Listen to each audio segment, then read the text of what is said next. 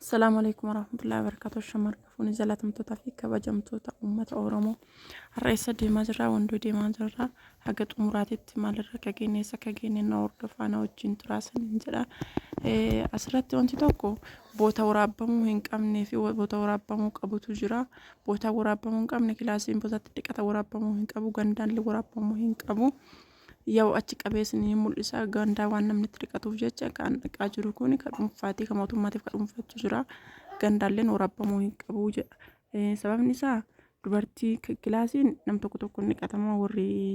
musliima ta'e kophaa kophaatti dhiqatanii bootaan shamarranii kan adda addaatti dhiqatamullee hin jira inni sunillee waraabatamuu hin qabu. Asitti kina amma baadiyaa keessa deemaa jirra kun baadiyaadhaa bootaan deemaa jirru baadiyaa keessa deemaa jirra.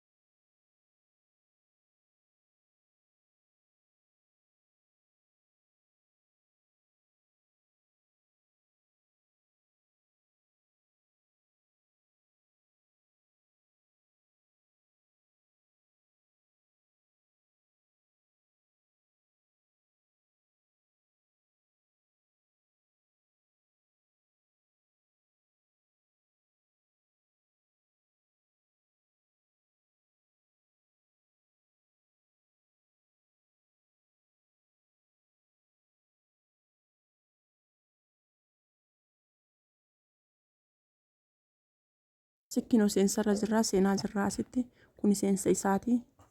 seensarra jirra jechuudha kinoo asiin seenaarraa geennee jirra amma muluu guutuu isaa hin waraabne kutaa kutaa waraabee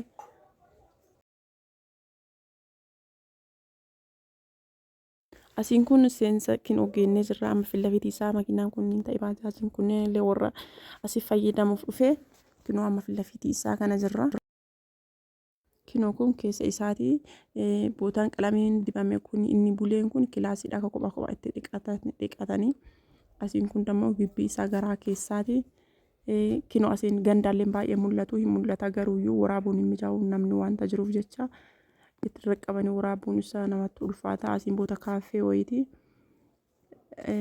Asiin illee kinoo kun gibbii isaa keessa kuni dammoo bishaan lagaati kan lagaati laga keessaa kan yaa'u jechaadha.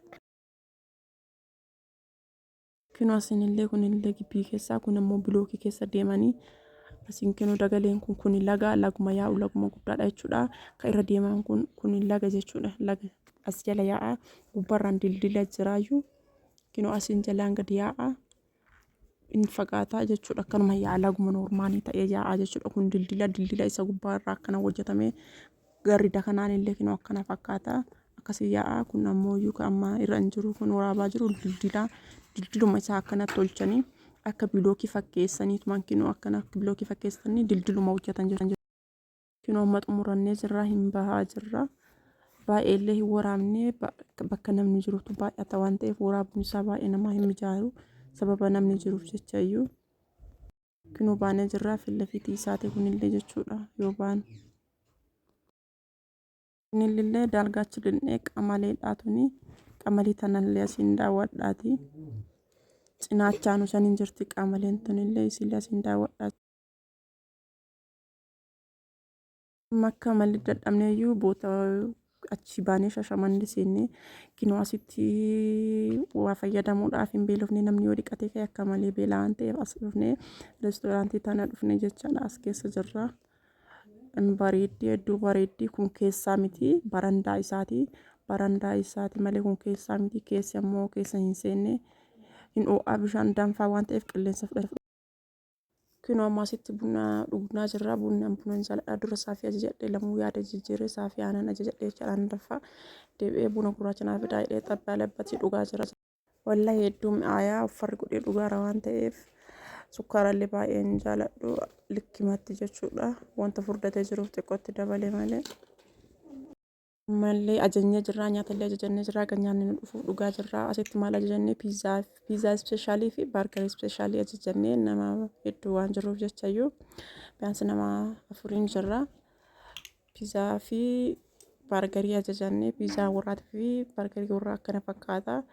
hedduu mi'aayaa baargarii irrallee piizaan warraa hedduu mi'aayaa ispeeshaalii dhalachuuyyuu ani hedduu natti tolee hedduu natti mi'aayee jira. Asitti kinoo nyaanni jara hedduu mi'aayaa wallahi sirriitti mi'aayaa akka malee mi'aayaa jira asitti kinoo chiipsii nyaataa jira hedduu mi'aayaa jechuudha nyaanni warraa sirriitti mi'aayaa akka xaamii ta'ee kan ajajannee maabiraatillee waan hin jirreef namni waan ajajamullee hin jira akkuma ani buna ajajadhee ka'een maabiraatiin baddee laslaasaa ajajatanii namni hunduuyyuu sa'aatiin dammoo hin qorraa galgala irratti waan ta'eef waan hordoftaniif galatoomaa saabskiraayib laayik sheer naa godhan jajjabeessaa isin jedha Oromoo.